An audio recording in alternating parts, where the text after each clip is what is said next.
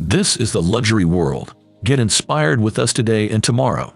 There are impressive strides, and then there is the monumental leap Rolex recently orchestrated with a single, understated news release that shocked the entire watch community. In a move that left the whole watchmaking industry in awe, Rolex demonstrated why it continues to reign supreme. However, the true depth of this development goes beyond initial impressions.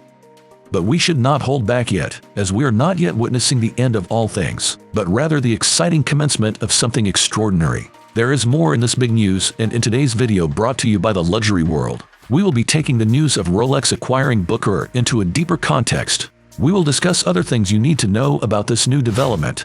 If you have not already subscribed to our channel, we encourage you to do so now to stay informed about our future videos.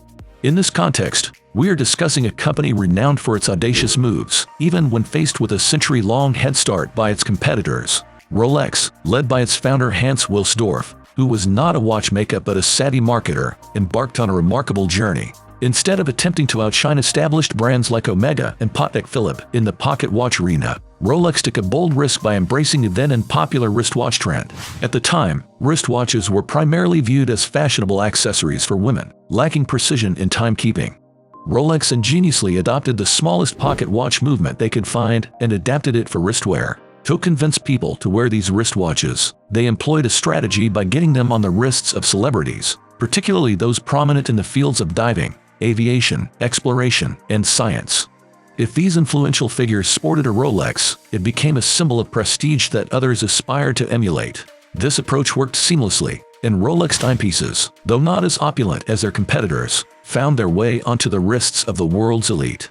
Omega embarked on an ambitious endeavor to create an entirely new timepiece with meticulous attention to every detail. Their creation was a masterpiece of both form and function. However, Rolex, in an astoundingly resourceful move, took an existing watch and reinforced it with a thicker case back and crystal. This maneuver allowed Rolex to outpace Omega by years, a development that must have been humbling for their competitor.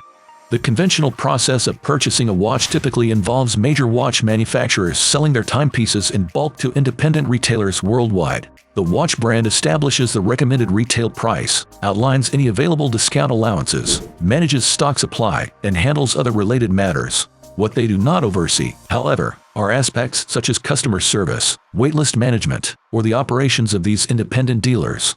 Due to the presence of the Rolex brand within the concession, it is important to note that the retailer is responsible for overseeing the staff and their operational procedures. Several retailers follow a similar arrangement, with varying sizes and ownership structures. Among these, there are smaller, family-owned retailers, as well as larger ones with multiple branches worldwide. The most prominent of these retailers is Bucherer, a well-established company with a trading history dating back to 1888. Rolex stands to gain numerous advantages from this acquisition. The primary benefit is the transformation from being exclusively a business-to-business company, which sells its watches to intermediary businesses, into a partially business-to-consumer company, allowing direct sales to consumers. Importantly, this shift does not imply a reduction in recommended retail prices.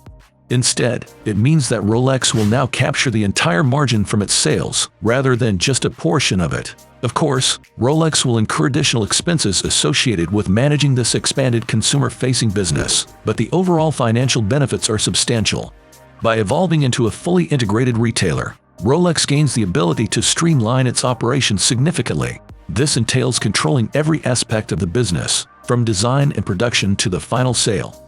Rolex has a record of acquiring complementary brands to bolster its vertical integration strategy. During the early 2000s, Rolex embarked on an acquisition spree, acquiring various key components of its production chain. What is more interesting about this venture is that Rolex has undoubtedly taken note of the challenges associated with waitlists and customer service, often attributed more to the Rolex brand itself than to its retail partners.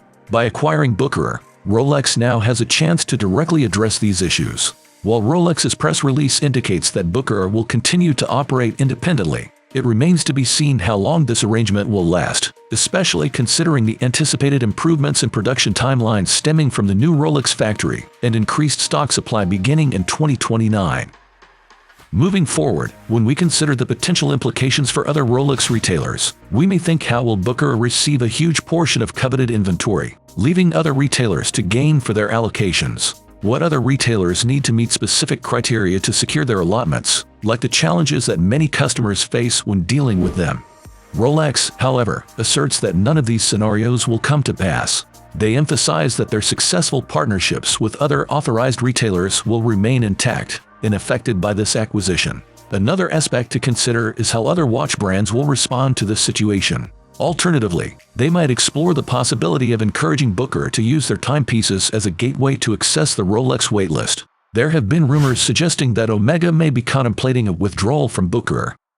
Patek Philippe, for instance, declared earlier this year its intention to reduce its retail network by 30%, transitioning towards a boutique-exclusive model. Audemars Piguet has already made a similar move in 2020, withdrawing from all multi-brand retailers to exclusively sell their products through their stores. It is worth mentioning, though it may not be directly relevant, that Rolex's owner, the Hans Wilsdorf Foundation Family Trust, has made a substantial investment in London real estate. In 2022, they acquired a long-term lease on Bond Street House, which is the location of Patek Philippe's flagship store in London. It is an intriguing thought to consider that not only will Rolex benefit from a larger share of the profit from its watches, but it will also gain a portion of the profit from its competitors. Moreover, Rolex will have a major influence on the sales performance of many of those rival brands. This development might even prompt a move by companies like Omega to explore the acquisition of a retailer, such as Watches of Switzerland, in response. Additionally, it is essential to remember that Bucherer held the distinction of being the inaugural retailer selected by Rolex to oversee its certified pre-owned program. Back then, this arrangement necessitated that Bucherer independently finance the acquisition of pre-owned inventory. There were even rumors of a licensing fee payable to Rolex for the certification process into the pre-owned program. However, all these aspects are now seamlessly integrated into Rolex's vertical approach, empowering Rolex to directly influence its strategy for managing the pre-owned market. This includes controlling factors such as availability, the transition from pre-owned to new watches, and naturally, the valuation of pre-owned inventory. This also involves providing a boutique-only experience entirely under Rolex's control, eliminating any uncertainties associated with waitlists, and ensuring consistent customer service. Over time, Rolex has demonstrated its willingness to experiment and test various experiences. For instance, with Tudor, they explored different material choices and design elements, resulting in new variations like the titanium Yacht Master and the left-handed GMT Master II. Rolex has also ventured into novel user experiences, such as the specification model initially introduced on Tudor's website, which educated customers about the concept of customizing a watch through options. Considering these developments, we anticipate that alongside Rolex's standard model range, an ultra-exclusive opportunity will emerge for select customers. They will have the chance to customize unique or limited edition timepieces from a curated selection of choices presented by Rolex in its flagship brand boutiques. As Rolex continues to enhance its brand recognition and sees its prices climb, its ambitions extend beyond becoming the largest watch brand globally. It aims to be the most esteemed as well. In fact, for some, it may already hold that status. What are your opinions on Rolex's purchase of Bucherer and its impact on the watch industry? We would love to see your comments and opinions in the comment section below. If you enjoyed the video, we would appreciate it if you let us know by leaving a comment and giving it a thumbs up. Do not forget to follow our channel for more content. Thank you for watching The Luxury World, and we look forward to having you join us in our upcoming videos.